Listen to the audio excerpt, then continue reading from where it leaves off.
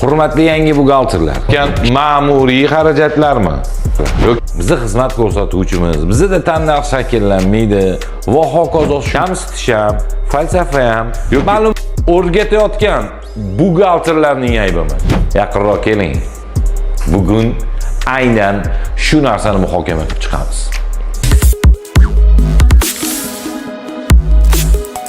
Assalomu alaykum. Bugun aynan xizmat ko'rsatuvchi tashkilotlar tannarxini qanaqa qilib shakllantirish kerak va qaysi hujjatlarga asoslangan holatda bu narsa qilish kerakligi haqida gaplashib o'tamiz. Ko'pchilikda muammo bo'layotgan narsalar. Bizni xizmat ko'rsatuvchimiz, bizda tannarx shakllanmaydi va hokazo shunga o'xshash aynan har xil stereotiplar mavjud. Hurmatli yangi buxgalterlar, ishlayotgan buxgalterlar, o'zini hurmat qiladigan buxgalterlar. Hamma tashkilotda tannarxi mavjud bo'ladi. Tannarx bo'lmasa, uni ustiga biron narsa qo'yish imkoni mavjudmi? Sizlarga o'ylashga 5 soniya vaqt. 0 so'm bo'lgan narsani ustiga 50% foidangizni qo'ying, nech pul qo'ygan bo'lasiz. Pauza qilingda o'ylab ko'ring. Umuman olganda bizni xizmat ko'rsatamiz, bizni shaxsiy klinikamiz, bizni o'quv markazlarimiz yoki bizni sartaroshxonalarimiz degan tushunchada tannarx umuman yo'q bo'lib ketgandek go'yo. Statistika qo'mitasi ham ko'pincha shu xizmat ko'rsatuvchi tashkilotlarni olib so'raganda bizda tannarx yo'q deydi. Nima? Hamma xarajat buxgalterlar yasayotgan ma'muriy xarajatlarmi? Yoki hamma xarajat biz o'ylayotgandagi faqat minusga ketadigan xarajatlar safiga kirib ketadimi? Yaxshilab mulohaza qilib o'ylab ko'ring. Haqmisiz? Yoki bu faqat ishlayotgan, yoki yangi kirayotgan, yoki o'rgatayotgan buxgalterlarning aybimi? Faqat ichimizdan tan olib, shu narsani to'g'ri tushungan holatda aytaylik.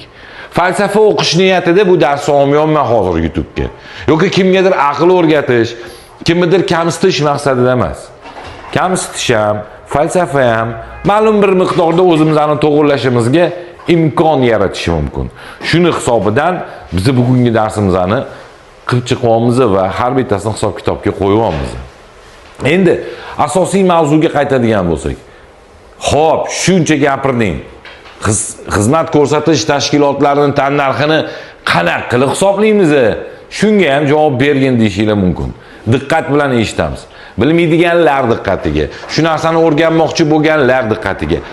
Bir narsani aniq va tiniq qilib ayta olmayman. Yaqinroq keling. Bugun aynan shu narsani muhokama qilib chiqamiz. Xo'p, xizmat ko'rsatuvchi tashkilotlar birinchi navbatda hamma joyda yangi buxgaltermisiz, ishlayotganmisiz? Butun O'zbekiston Respublikasi bo'yicha buxgalteriya hisobi milliy standartda ish yuritadi. Shu milliy standartning 21-standartida shotlar rejasi kelgan. Ideal va aniq qilib cho'tki deydi-ku, shunaqa tushuntirilgan. Endi shu milliy rejaga asoslangan holatda ko'radigan bo'lsak, birinchi shot bu asosiy vositalar. Korxonamizning asosiy vositalarini yozaylik. Misol sifatida klinika bo'ladimi, o'quv markazi bo'ladimi, farqi yo'q.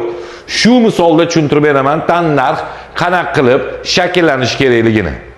Birinchi navbatda eng asosiysi, bino o'zingizniki bo'lsa, binoni eskirishini olasiz bir oyligini. Bino o'zingizniki bo'lmasdan ijarada bo'lsa, bir oylik ijara to'lovini olasiz. Qog'oz oling, yozing, faqat tomosha qilib o'tirmang. Foyda va naf yo'q. Oldingiz, demak, birinchi o'chirda aynan asosiy vositalar masalasini ko'taraman. Asosiy vositani oldik, demak, birinchisi agar u eskirsa, eskirishini, agar u eskirmaydigan bo'lsa, ya'ni ijarada bo'ladigan bo'lsa, unda bir oylik ijara to'lovini. Agar moliyaviy ijara bo'lsa, bu o'zimizning tilda vykup deyiladi. Vykup bo'yicha oyma-oy asosiy qarz xarajatlaringizni olasiz va undan keyin foiz olasiz. Foizga hali vohli. Shuning uchun hozir birinchi bo'lib aynan asosiy vositalar haqida tushuntirib o'taman. Demak, shu narsani oldik. Birinchi o'chirtdi shu joyga juda ham qattiq ahamiyat bergan holatda aynan asosiy vositalarning eskirishini olamiz. Yozdim. Mana shuncha bo'lar ekan, summasi mana buncha bo'lar ekan. Ey insonlar, Hurmatli buxgalterlar, hammaga tegishli emas. Asosiy vositani eskirishi bu ma'muriy xarajat ekan deb spisat qilib o'tirmaylik o'zimizni ziyonga. Sababini oxirida tushuntirib beraman. Umuman olganda yozdim. Asosiy vositani eskirish mashincha yoki ijara bo'lsa, ijara haqqi mashincha. Ana undan keyin hamma tashkilotning inventari bo'ladi. Inventar, ya'ni asosiy vosita qilolmagan narsalarini inventar qilib qabul qiladi. Hammada bor. Asosiy vosita emasmi demak inventar. Bu kuller bo'ladimi yoki ruchka daftari bo'ladimi, shkaf bo'ladimi qanaqadir. Umuman asosiy vositaning narxiga to'g'ri kelmaydigan hisob siyosatimizdagi televizor bo'ladimi, farqi yo'q. Nimaniki inventar qilib olgan bo'lsa, shu inventarlarni eskirishi mavjud yoki chiqib ketishi mavjud. Yangilik bu deyishinglar mumkin. Inventar ham eskiradi. Masalan, televizoringiz eskiradimi? Inventar qilib olgan bo'lsangiz, yo faqat asosiy vosita bo'lsa-mi? Demak, eskirish qiymati mavjud bo'lgan narsalarni eskirish qiymatini olasiz. Televizor bittada olib 2 yildan keyin spisat qilmaysiz-ku. Turadi-ku. Xuddi shu narsa bunda ham mavjud bo'ladi. Aynan eskiradigan va chiqib ketadigan degani ruchka, qog'oz, inventarlarimiz ichida misol uchun klinika bo'lsa, shprit, sartaroshxona bo'lsa, tam lezviya va hokazo. O'quv markazi bo'lsa, asosan qog'oz bilan ruchka o'zimiz o'quv markazi qilamiz-ku. Demak, mana shu mavjud. Undan tashqari kulleringiz bo'lsa, xaridorlaringizga qo'yib qo'ygan kullerga ketadigan sarf xarajatlar. Yozasiz 1 oyligini. Oldindan prognoz qilish qiyin, lekin 1 oydan keyin buni to'g'rilash oson. Yozdingiz, o'tgan oyda mashincha bo'ldi, mana buncha bo'ldi, mana bunaqa bo'ldi degan holat bo'ladi. Ana undan keyingi holatda sizlarda kommunal xizmatlar mavjud. Svet, gaz, suvga pul to'laysizlar. Svet, gaz, suvni hammasini shot fakturasi mavjud. Qancha ketganligi to'g'risida. Demak, ana o'sha shot fakturani olamiz. Ana undan keyin ishchi va xizmatchilarga rahbarlar bo'ladimi, qorovul bo'ladimi va hokazo, umuman olganda hammasi ishchi va xizmatchilarga sarflanadigan ish haqqini ajratmalar orqali hisoblaysiz. Rahbar kirmaydi tannarxga, glabux kirmaydi tannarxga.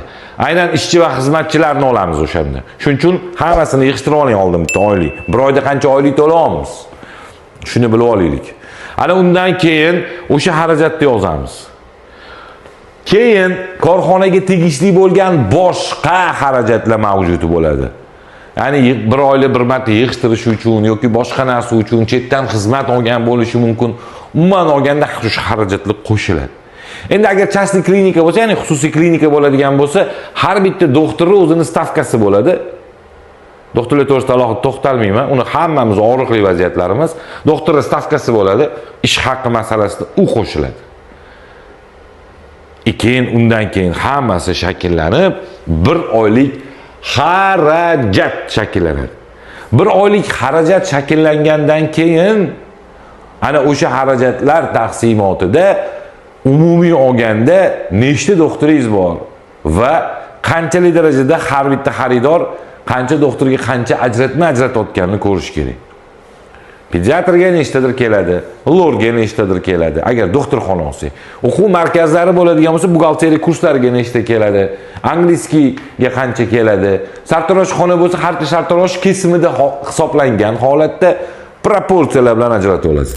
Buxgalterlar, sizlarning asosiy ishimiz, umuman olganda hammamiz asosiy ishimiz bu quruq hisobot topshirishdan iborat emas. Ozgina o'zimizni yig'ishtirib olaylik. Bizning asosiy vazifamiz hisob kitobku. Shu narsani tan olaylik. Biz ham zo'r buxgalter bo'ldik, botqoqdan chiqaylik. Umuman olganda shuncha narsa qilishim kerakmi? Yo'q. Maksimal ketadigan sarfingiz har oy chiqarish 1 kun. Chunki sizda hamma hujjatlar tayyor-ku. Baribir shu bo'yicha hisobot berasiz-ku. Ana shu masalani ko'tarib tannarx shakllantirib olamiz. Bo'lamiz, misol uchun 4 ta xona bo'lsa, xonalar misolida olsak, o'sha umumiy xarajat 4 ta xonaga bo'lamiz.